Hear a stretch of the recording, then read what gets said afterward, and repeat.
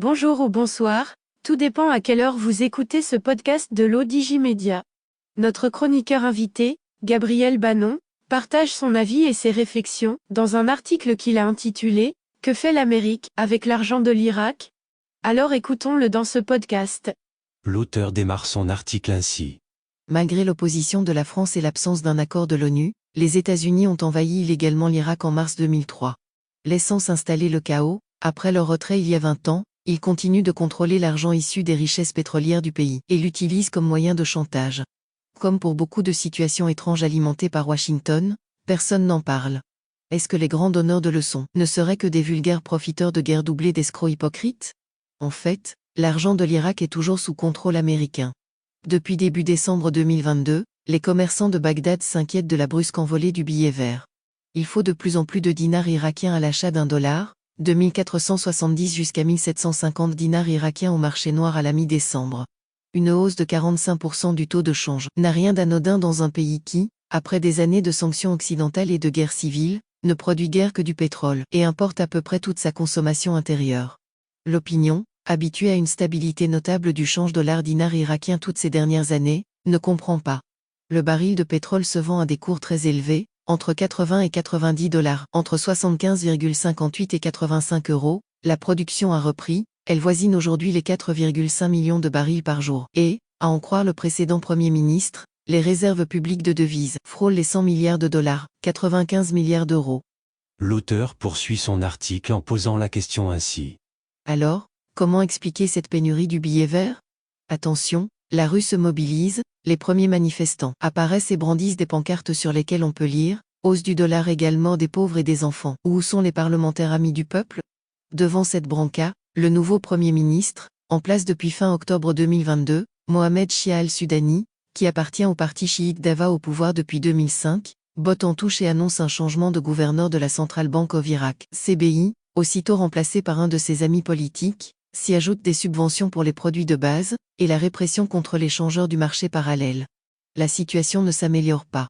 Alors la colère populaire se tourne contre les autorités locales, accusées de tous les maux. L'auteur précise sa pensée ainsi.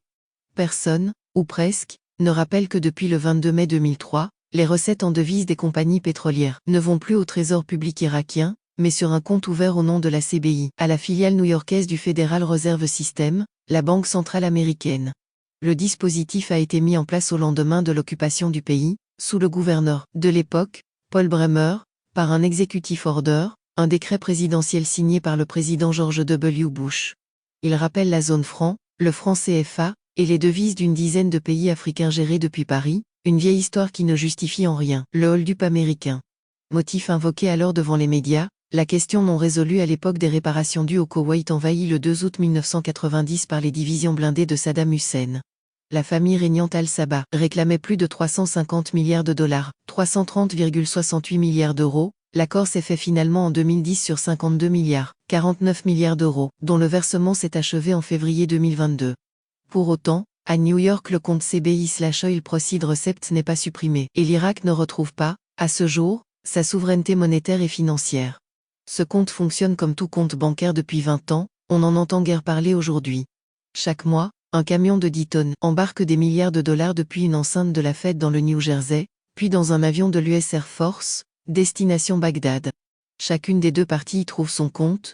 L'Irak se procure facilement des dollars, Washington garde, de fait, un certain contrôle sur le second plus gros producteur de brut de l'Organisation des pays exportateurs de pétrole, OPEP, après l'Arabie Saoudite. Ensuite, à Bagdad, la CBI organise une dollar auction, un marché d'échange où se vendent au plus offrant les dollars venus d'Amérique. Les acheteurs sont nombreux. Il y a plus d'1 millier d'établissements financiers et de banques en Irak, et les arnaques sont nombreuses. L'auteur ajoute ainsi. Beaucoup de ces établissements n'ont guère d'activité, et servent essentiellement de prête-nom à des intérêts étrangers sanctionnés par Washington. En 2020, le président Donald Trump menace de couper les livraisons de dollars. La Maison-Blanche ne supporte plus qu'une partie des dollars irakiens finissent dans les poches de l'Iran et ses alliés, la Syrie de Bachar al-Assad et le Hezbollah libanais, qui font l'objet de sanctions américaines, sans parler des deux grandes familles du Kurdistan, qui servent d'intermédiaires à des intérêts turcs. Quelle est l'importance de ces fuites? On n'en sait rien, mais le développement récent du marché des changes parallèles et l'écart entre le taux de change officiel et le taux au noir, 45%, témoignent de son importance. L'auteur mentionne ainsi.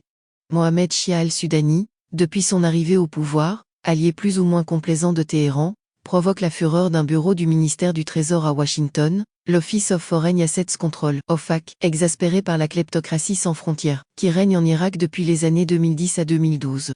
3 banques sont interdites d'accès au système de communication interbancaire SWIFT, Society for Worldwide Interbank Financial Telecommunication. La Banque centrale est tenue d'exiger des acheteurs de dollars de nombreuses précisions sur l'emploi final des devises achetées. Les procédures sont informatisées. Mais les banquiers irakiens, et une bonne partie de leurs clients, boycottent les nouvelles procédures. Le secrétariat au Trésor rationne les livraisons de billets. On tombe de 250 millions de dollars par jour, 236 millions d'euros, à 150, 141,72 millions d'euros, voire à 20 ou 30 millions, 19 à 28,34 millions d'euros, en janvier, selon les sources. Les conséquences sont immédiates pour les consommateurs irakiens. Les heurts avec la police se multiplient aux abords du square Al-Kilani à Bagdad. Finalement, le jeudi 2 février, le Premier ministre a un entretien téléphonique avec le président des États-Unis, Joe Biden. Il n'en sort rien publiquement. L'auteur poursuit ainsi. Peu après, le secrétaire adjoint au Trésor, Brian Nielsen, le monsieur sanction américain, accompagné de l'un des patrons de l'OFAC, rencontre à Istanbul le gouverneur de la CBI, Ali Al-Halag. Un communiqué américain recommande de continuer la coordination et la coopération de toujours, pour restreindre l'accès au système financier international des acteurs illégaux et corrompus. Il félicite la CBI pour l'amélioration du respect des normes et se dit prêt à collaborer à la modernisation du secteur bancaire irakien. Le gouverneur irakien ne dit rien. Ses collaborateurs cherchent à économiser les dollars et à les remplacer par les yuans chinois dans les échanges avec la République populaire. Depuis le 8 février, une délégation irakienne est à Washington et multiplie les rencontres. L'auteur conclut son article ainsi. La punition est-elle finie? Il est trop tôt pour savoir si le camion du New Jersey va reprendre son service. Visiblement, Bagdad s'est incliné sous peine de plonger son économie dans une crise économique funeste. Les Irakiens ont gardé un souvenir amer de l'embargo auquel était soumis le régime de Saddam Hussein avant 2003. Une double pression s'exerce sur le gouvernement irakien, Téhéran le pousse à s'éloigner des États-Unis, Washington rêve de l'embaucher dans sa croisade contre l'Iran. Quitte à l'y presser rudement si le Premier ministre hésite trop longtemps. Rédigé par Gabriel Banon, élu par l'intelligence artificielle de l'Odigimédia. Merci d'avoir écouté ce podcast de l'Odigimédia, ce bouquet de supports numériques, portail, magazine mensuel connecté, web radio et web TV. N'oubliez pas de télécharger notre application l'Odigi Mobile sur Play Store et de vous abonner à notre chaîne YouTube l'Odigi TV. Vous pouvez, aussi, nous suivre sur nos réseaux sociaux, Instagram, Facebook, TikTok, LinkedIn et Twitter. Ou encore, vous inscrire sur notre newsletter quotidienne à partir du portail lodigi.ma. Alors, on se dit au prochain podcast de nos chroniqueurs invités. Et à très bientôt, si et seulement si vous le voulez bien.